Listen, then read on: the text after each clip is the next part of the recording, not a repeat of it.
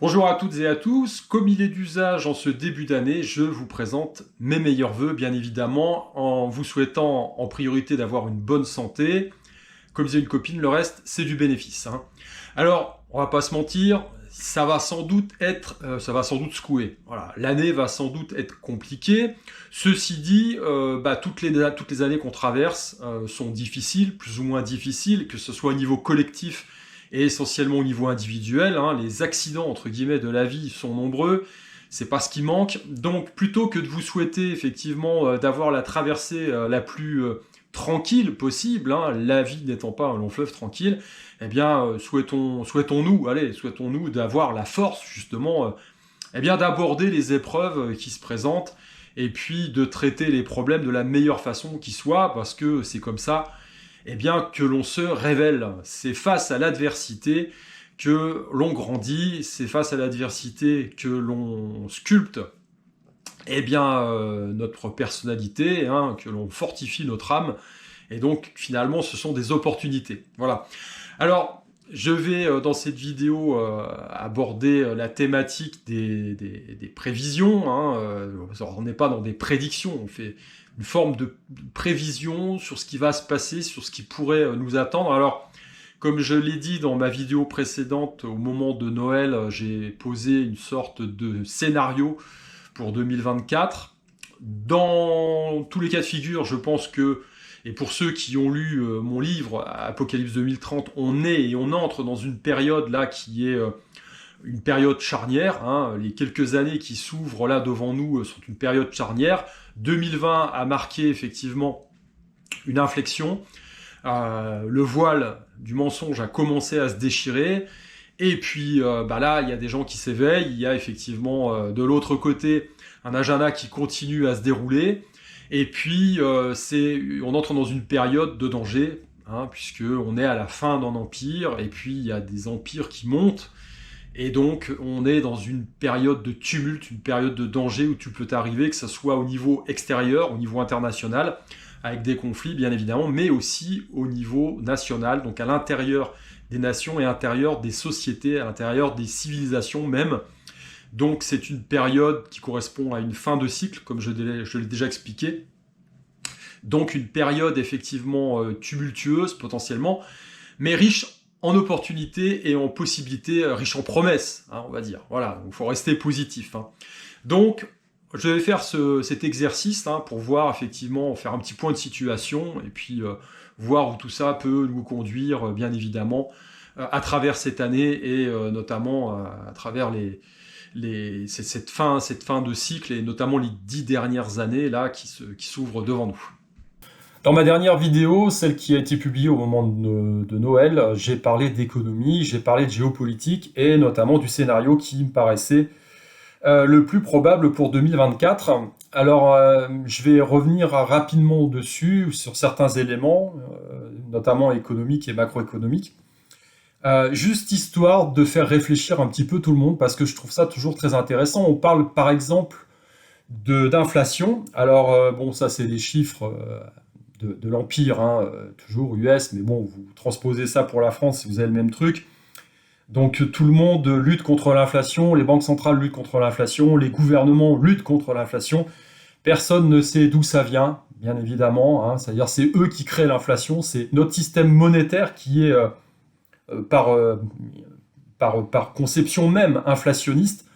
Voilà, donc en fait on assiste de par la conception du système monétaire dans lequel on est aujourd'hui à une destruction monétaire et évidemment les phénomènes inflationnistes de forte amplitude, comme on en a connu dernièrement, sont des phénomènes qui sont bien évidemment répertoriés, qui sont connus, hein. Donc évidemment, on ne va pas dire ça à Gérard ni Janine qui regardent BFM, parce que ça pourrait les effrayer. Il faut leur dire que le gouvernement fait tout pour les sortir de la mouise. Mais je vais vous montrer juste un graphique qui est assez intéressant. Alors c'est celui-ci, c'est effectivement l'indice des prix pour la consommation, qui est comparé à l'indice des prix des matières premières. Donc, grosso modo, les trucs qu'on consomme, hein, qui sont transformés et qui seront destinés à être consommés par la suite. Alors on voit sur ce graphique, qui remonte quand même à 1920, hein, donc voilà, ça date pas d'aujourd'hui, et aux alentours des années 80, on voit une petite décorrélation, comme c'est bizarre.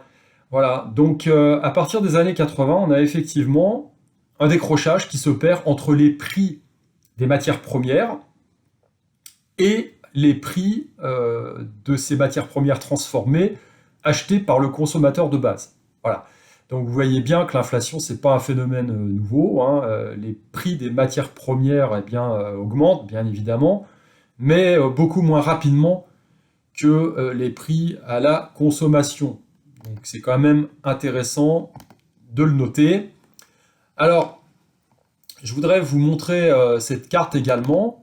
Voilà, alors ça c'est effectivement les dépenses gouvernementales. Alors on a encore une fois les dépenses gouvernementales US, le gouvernement américain, en pourcentage du GDP, donc du produit intérieur brut, hein, du PIB. Alors ça c'est intéressant parce que qu'est-ce qu'on peut observer? Vous voyez ce qui est noté là en rouge. Les pics de dépenses, c'est les guerres. Voilà, tout simplement les guerres et effectivement les trucs qui nous pondent plus ou moins organisés, hein, pour leur agenda un petit peu inavouable, hein. Voilà, donc en fait on se fait vraiment couiller à chaque fois. Les gens se lèvent le matin pour aller bosser, pour financer tout ça, hein. Je pense pas, moi perso en tout cas, j'ai pas voté, hein, pour envoyer des bombes à l'Ukraine qui sont destinées à être balancées après sur des gamins. Ni même du côté israélien, enfin tous les conflits finalement dans lesquels on se trouve embarqué de force, puisque, je rappelle notamment, on peut le dire quand même, hein, on est en Europe, et puis on a des technocrates non élus qui décident effectivement de dépenser un pognon de dingue pour notamment pendant la période du Coco Circus, hein, pour les vax là, hein, voilà, donc on n'en a toujours pas, hein, les SMS échangés entre Bourla et von der Leyen. On les aura pas, peut-être que ce sera comme la liste d'Epstein, hein, on va attendre un certain temps avant d'avoir tout ça. On n'a pas voté non plus effectivement pour les aides militaires à l'Ukraine, mais bon, on a juste à fermer notre bouche et on paye. Donc c'est une grosse arnaque. On voit bien là, oui, le graphique remonte aux années à la fin du XVIIIe siècle, et vous voyez dans la période moderne cette grosse arnaque des dépenses gouvernementales qui vont effectivement essentiellement à l'effort de guerre, il faut le dire. C'est comme ça, donc oubliez effectivement les autoroutes, les hôpitaux et les écoles, on sait où va le pognon, hein. Enfin, une grosse partie, puisque après le reste, ça va dans les poches de gens qu'on ne peut pas forcément nommer, hein, voilà. Bref. Alors, on va continuer. Si on parle de la situation internationale maintenant, on va faire un petit tour par la situation ukrainienne. Alors, ça va pas se tasser, hein, ça ne se tasse pas, puisque on a un certain nombre d'événements qui continuent à se dérouler. Alors, je sais qu'un narratif en chasse un autre, donc on s'occupe plus trop de l'Ukraine, mais enfin bon, bref, pour l'instant, c'est quand même 500 000 morts, a priori, du côté ukrainien. On a Zelensky qui re-signe des papiers pour en envoyer 500 000 autres se faire casser la pipe là-bas, on ne sait pas bien pourquoi. Dans tous les pays européens, on signe des accords, enfin des lois surtout, pour pouvoir réquisitionner les gens en cas de besoin militaire, hein, les gens ou les biens, voilà, pour l'effort de guerre. Donc bon, voilà, la loi de programmation militaire en France, hein, qui est loin d'être anodine, par exemple, pour ce qui concerne les Français. L'Europe qui ressort un nouveau paquet de sanctions, hein, contre la Russie. On a des usines de missiles patriotes qui s'implantent en Allemagne, et des troupes de l'OTAN qui s'installent en Lituanie. On parle de l'entrée prochaine de la Finlande dans l'OTAN. Et je rappelle que tout ce bordel tient à une chose, eh bien, c'est les accords de Minsk, qui ont été bafoués. Voilà. Poutine, lui, avait deux revendications. Effectivement, le respect de ces accords pour garantir la sécurité des populations russophones du sud de l'Ukraine, et effectivement la non-implantation, la non-prolifération des armées de l'OTAN aux frontières de la Russie. Donc, ils ont passé des accords en 2014, je crois. Merkel est revenue dessus, Hollande également, en disant que c'était un foutage de gueule organisé exprès pour faire gagner du temps à l'Ukraine.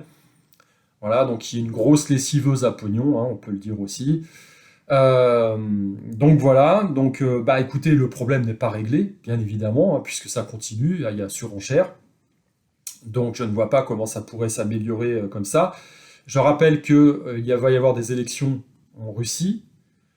Ça risque d'être un moment un peu compliqué parce que je pense qu'il y a une ligne dure en Russie, beaucoup plus dure que Vladimir Poutine, et que lui-même, s'il veut rester au pouvoir, va devoir donner des garanties. Je pense qu'il y a beaucoup de gens qui lui reprochent son côté, enfin du moins en Russie, son côté un peu timide vis-à-vis de cette guerre, puisque il aurait suffi qu'ils fassent un peu comme les Américains font, hein, comme ils ont fait avec l'Irak quand ils sont entrés en guerre, ils rasent le pays, puis on n'en parle plus, hein. En quelques semaines, l'affaire est bouclée. Là, ça n'a pas été le cas. La preuve en est, hein, c'est qu'ils n'ont pas détruit le centre du pays, hein. Il ne se passe rien au niveau de Kiev. Ils n'ont pas détruit comment dire, l'électricité, l'eau, etc. Donc, eh bien, le conflit s'enlise, hein, et je pense que cette ligne dure en Russie peut demander des garanties, donc on peut avoir une escalade prochainement, voire même si Poutine ne serait pas réélu, bien avoir quelque chose de plus musclé, on va dire, vis-à-vis de l'OTAN. Donc de ce côté-là, eh bien, ça ne s'améliore pas. Alors si on regarde maintenant du côté d'Israël, bon, bah, on a un génocide en ce moment qui est organisé. Voilà, les attentats en Iran, enfin bref, c'est un beau bordel. Et puis quand on dézoome un petit peu, bon, on connaît l'histoire, hein, évidemment, les attaques du Hamas, etc. Et puis derrière, eh bien, plus ou moins la destruction de la bande de Gaza. Comme disait ce général américain au 19e siècle, tuez-les tous, Dieu reconnaîtra les siens, hein. Je pense que c'est un petit peu effectivement la politique qu'ils ont employée là-bas. Alors quand on dézoome un petit peu, il y a un truc qui est intéressant de regarder, puisque là actuellement, il y a au niveau du canal de Suez un blocus qui est opéré notamment par les pirates au Yémen et qui empêche le transport des marchandises par le fameux canal. Alors ce qui est intéressant, c'est cette carte par exemple, voilà. Donc vous voyez, vous avez la mer Rouge et puis vous avez les bateaux qui transitent, qui vont transiter par le canal de Suez qui est sur le territoire égyptien et puis qui atteignent la mer Méditerranée. Alors aujourd'hui c'est un peu compliqué. Et il y avait dans les cartons un truc qui traînait. Alors, ce qui est intéressant d'être noté, c'est quand même que l'Égypte, il y a beaucoup d'intérêts russes en Égypte. Alors, ils sont plus ou moins neutres, mais bon, il y a beaucoup d'intérêts russes. Et donc ça gêne le monde occidental, bien évidemment, hein. C'est toujours une question de stratégie, hein, et notamment de stratégie militaire et économique. Donc l'idée, ça serait de pouvoir contrôler soi-même un passage entre la mer Rouge et la mer Méditerranée, et dans les cartons, bah, il y avait un truc qui était possible, c'était effectivement de créer un canal, de construire un canal, le canal Ben Gourion, qui passerait par le nord de la bande de Gaza, d'où évidemment la nécessité peut-être, hein, d'un petit nettoyage ethnique pour que le commerce se fasse correctement. Enfin moi je dis ça, je ne suis pas dans les cartons de nos élites, mais je me dis, quand on suit l'argent, on a souvent effectivement les réponses que l'on attend, donc c'est possible, et effectivement, puisque bon, Israël, c'est un avatar de l'Occident, hein, voilà, c'est un État qui a été créé et financé, grassement financé par l'Occident, donc c'est contrôlé par le collectif Ouest, comme on dit.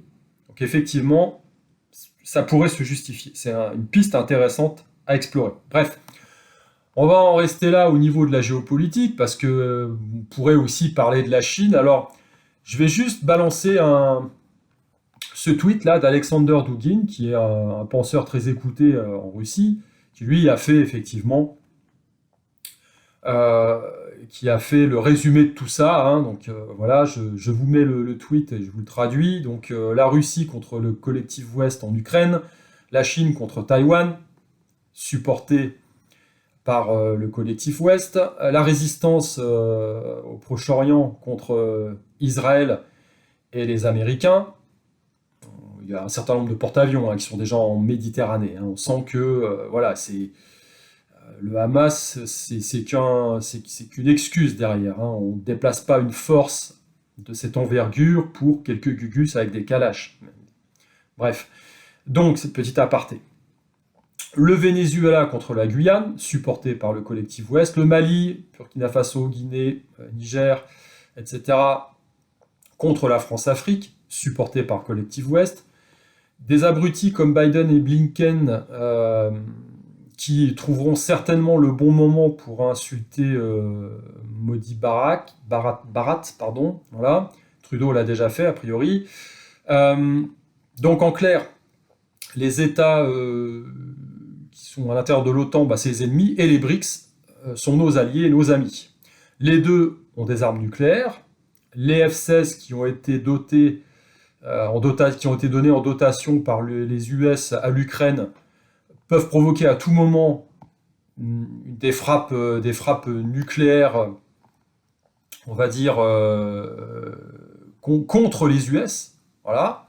Alors pourquoi ? Parce que Lavrov a annoncé que, comme on ne peut pas être sûr que les F-16 en Ukraine ne soient pas utilisés pour transporter des armes nucléaires pour frapper le territoire de la Russie, eh bien, ils frapperont les premiers. Voilà. Et donc Dugin conclut en disant « Peut-être que 2024 sera la dernière année de l'histoire de l'humanité. On ne sait pas. » Donc c'est quand même très rassurant. Voilà.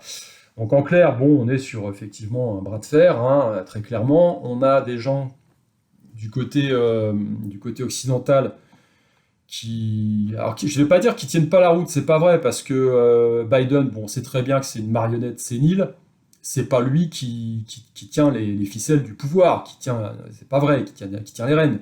Faut arrêter, je veux dire, même le plus débile des Sims peut pas croire un truc pareil.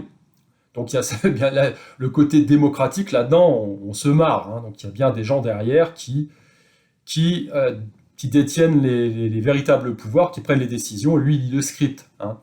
Donc, les néoconservateurs US, hein, très clairement, qui ont effectivement une dent contre la Russie, il y a l'hégémonie américaine, l'hégémonie de l'Empire, puis il y a tous les mondialistes derrière qui rêvent effectivement d'asseoir un contrôle total sur le peuple. Alors, si on parle de nos amis mondialistes, là c'est intéressant parce que effectivement, on a vu que Pfizer dernièrement a acheté une petite start-up qui s'appelle Seagen pour 43 milliards de dollars. Voilà. Alors, c'est une société pharmaceutique qui traite les turbocancers et qui gagne à peine 2 milliards de dollars par an. Voilà.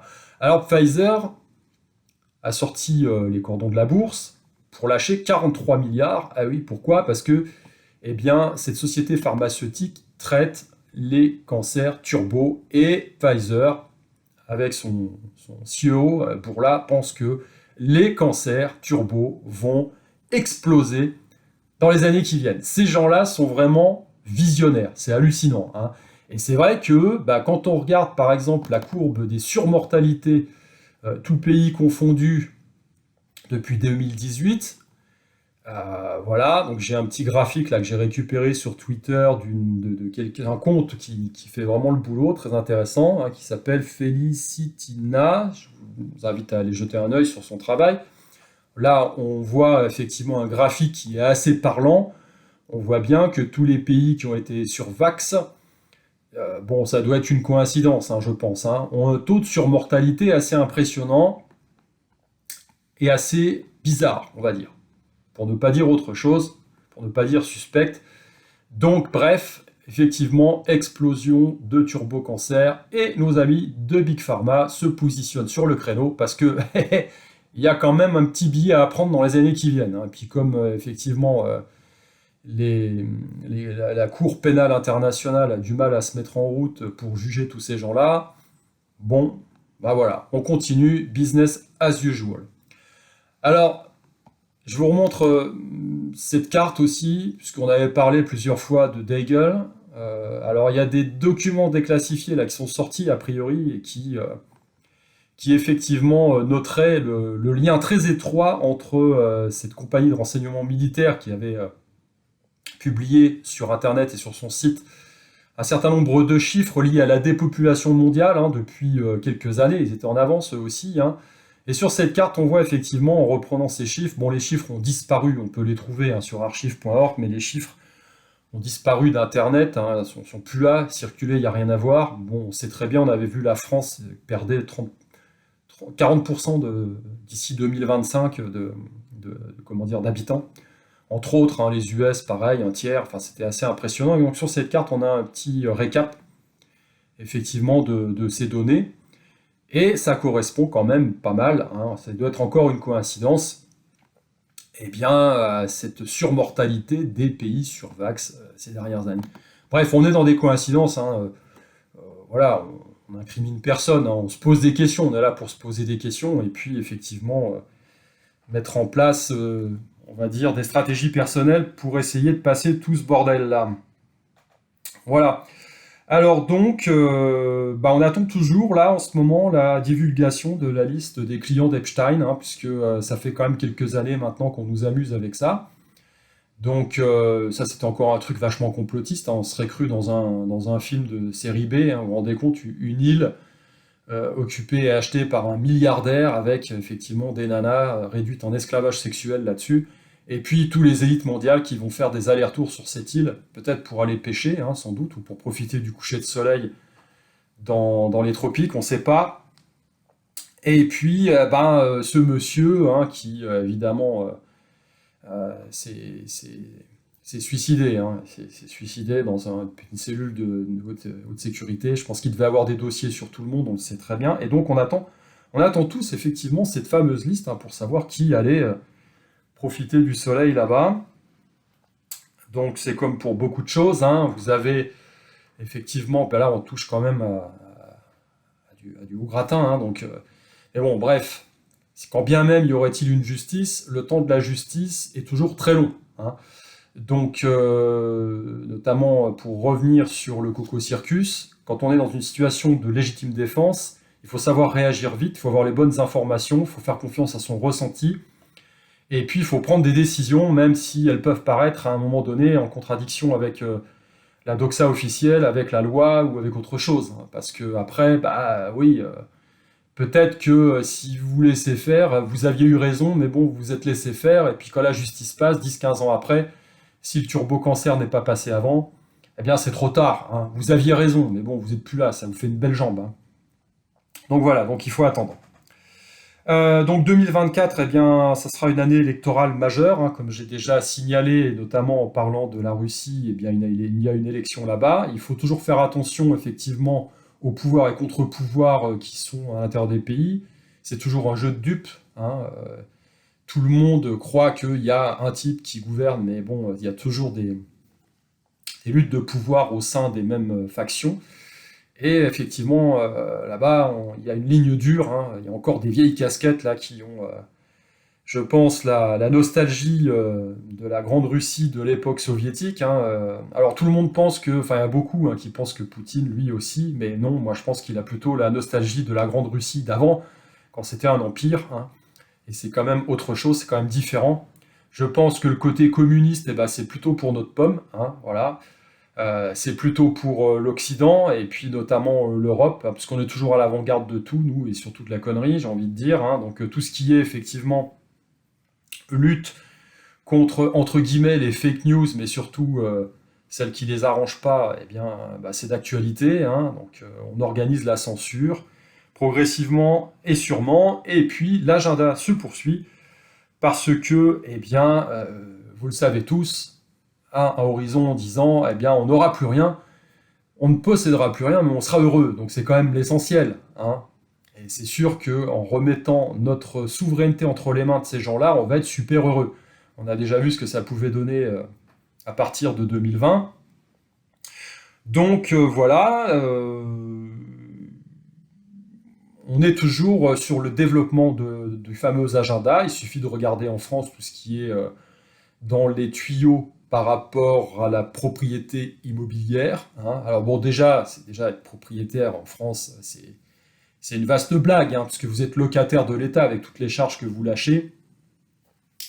Vous êtes effectivement locataire de l'État, vous avez le droit de payer des impôts supplémentaires en étant propriétaire. Donc On voit qu'avec la lutte contre le réchauffement climatique, eh bien, ça va être le prétexte à la mise en place de tout un tas de mesures qui n'ont qu'une visée, en fait, au moins, on va dire deux, hein. La première, c'est de réduire la population mondiale, et la deuxième, c'est de contrôler le reste du troupeau qui reste, à travers notamment un grand reset monétaire qui sera rendu nécessaire parce que le système monétaire actuel, eh bien, il est pété, on a bien compris, et que en général, il faut une bonne guerre pour faire défaut sur les dettes et puis remettre en place un nouveau système. Donc, on pousse à la guerre quand même, hein. Alors là, c'est un peu compliqué parce que tout le monde a des armes nucléaires, donc c'est un peu chiant. Mais bon, on y arrivera quand même d'une façon ou d'une autre. En tout cas, il y aura quand même la guerre. Et la guerre, elle est quand même déclarée entre les élites et les populations. Je crois que c'est quand même clair aujourd'hui et que, eh bien, il y a une énorme menace sur nos libertés individuelles. Et la plus grande des menaces, eh bien, c'est effectivement l'introduction des monnaies de banque centrale numériques, les fameux CBDC. On y va, c'est pas un truc de complotiste, hein, voilà, c'est en Europe, c'est censé être mis en place pour 2027. Donc vous voyez quand même on vit une époque charnière là, 2024, 2025, jusqu'à 2030, je pense. C'est la zone de tous les dangers, c'est là que tout se joue. Et que, eh bien, même s'il y a beaucoup de gens qui se réveillent, il y a encore beaucoup de Sims qui regardent effectivement tout ce qu'on leur agite bien devant le museau et puis qui ne voient pas plus loin que le bout de leur pompe, ou alors qui seront heureux, quel que soit le système qu'on leur proposera, hein, effectivement, seront des esclaves, encore plus esclaves qu'aujourd'hui. Donc effectivement, cette monnaie numérique de banque centrale, c'est ce qui fera peser le plus gros risque pour nos libertés, parce qu'effectivement, eh bien, ils pourront avoir un contrôle total sur tous les aspects de nos vies, déplacement, mode de pensée, consommation, idées politiques, hein. Ça sera le cancel à tout va si vous n'êtes pas d'accord. Et donc, voilà, moi je pense qu'on est dans l'épicentre quand même en Europe, hein, parce qu'on voit bien qu'on est parti de systèmes démocratiques pour arriver à un bousin situé à Bruxelles là, avec des noms qui sortent, hein, je veux dire Breton, Van der Leyen, enfin des gens pour qui on n'a pas voté très clairement et qui se permettent de mettre en place des choses, de nous faire entrer en guerre quasiment, de dépenser du fric, de couper nos canaux d'expression libre sans effectivement avoir reçu le mandat de personne. C'est des technocrates. Donc on va vers ça, on va vers une sorte de gouvernement mondial technocratique, avec évidemment des responsabilités qui vont être éclatées, comme ça personne n'est responsable de rien, donc quand il y a une couille, vous ne savez pas qui aller chercher, hein, le pouvoir éclaté, et puis il reste dans l'ombre, et puis nous, on n'a plus de liberté. Alors comment on fait dans tout ça? Eh bien c'est toujours la même chose, il faut prendre conscience de son pouvoir individuel, voilà, parce que la somme des pouvoirs individuels, eh bien, rendra un pouvoir collectif affirmé et fera basculer la balance du bon côté, c'est-à-dire ce bon côté, c'est celui de la spiritualité, d'un développement spirituel, hein, et non pas complètement, on va dire, scientifique, qui va vers une impasse, puisqu'on va vers le transhumanisme, on va vers des choses un peu dégueulasses. On voit bien aujourd'hui qu'on a des moyens de nuire qui sont énormes, hein. 500 000 morts en Ukraine. On est en 2023, alors qu'on nous a vendu le plus jamais ça, plus de guerre en Europe, gna gna gna. Enfin, au Moyen-Âge, il y a eu une guerre, il y a eu un mort. Oui, parce que voilà, les mecs se rencontraient sur le champ de bataille, ils essayaient de faire prisonnier le noble en face pour demander une rançon, et puis voilà. Donc je me demande si la période la plus barbare, c'est pas celle que l'on vit aujourd'hui, hein. Donc, bref. Donc il faut reprendre son pouvoir individuel, il faut faire confiance effectivement à ce qui fait de nous des êtres humains. Alors c'est paradoxal, hein, à l'époque de l'intelligence artificielle et de la robotique, mais je pense que notre salut vient de ça. Notre salut viendra de ça, viendra d'un maximum de gens qui seront capables de prendre conscience de leur propre pouvoir, à la fois spirituel, mental et physique. Et ça pourra à un moment donné faire basculer la balance du bon côté. Voilà. Eh bien écoutez, sur ce, je vous souhaite encore de démarrer cette année sur les meilleurs auspices possibles et justement de prendre conscience de votre force. Allez, je vous dis à plus.